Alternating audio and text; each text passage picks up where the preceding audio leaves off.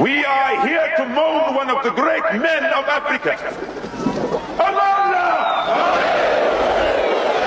I love Steve Biko, but I hate the system that killed him.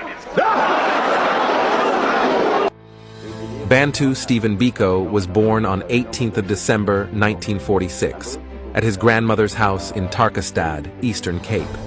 He was the third child of Zingaye Matthew Biko and Alice Mamsete Biko, with an older sister, Bukelwa, an older brother, Kaya, and a younger sister, Nobandile. His parents married in Whittlesea, where his father worked as a police officer.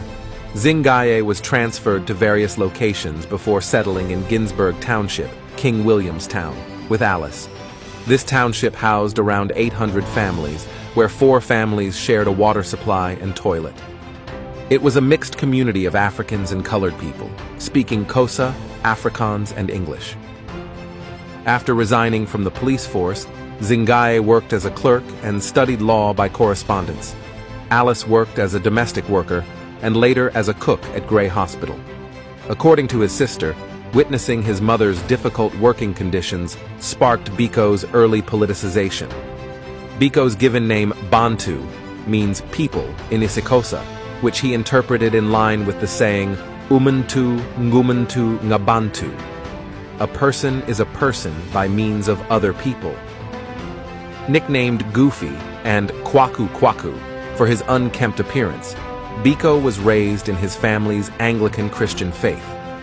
In 1950, when Biko was 4, his father fell ill and died, making the family dependent on Alice's income. Biko attended St. Andrew's Primary School and Charles Morgan Higher Primary School in Ginsburg, where he was regarded as particularly intelligent and allowed to skip a year.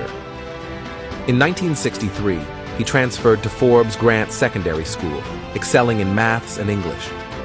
The Ginsburg community offered him a bursary to join his brother at Lovedale, a prestigious boarding school, in 1964. However, after his brother was accused of connections to the banned Pan-Africanist Congress, PAC, both Biko and his brother were arrested. Though no clear evidence was found against Biko, he was expelled from Lovedale. Reflecting on this, he said, "I began to develop an attitude which was much more directed at authority than at anything else. I hated authority like hell." From 1964 to 1965, Biko attended St. Francis College, a Catholic boarding school in Marianne Hill, Natal, where he developed his political consciousness. He admired anti-colonialist leaders like Algeria's Ahmed Ben Bella and Kenya's Jaramogi Oginga Odinga, but was unconvinced by the PAC's racially exclusionary approach, believing in unity against the government. In December 1964, he underwent the Ulwaluko circumcision ceremony, marking his transition to manhood. Biko initially wanted to study law, but was persuaded to choose medicine for better career prospects.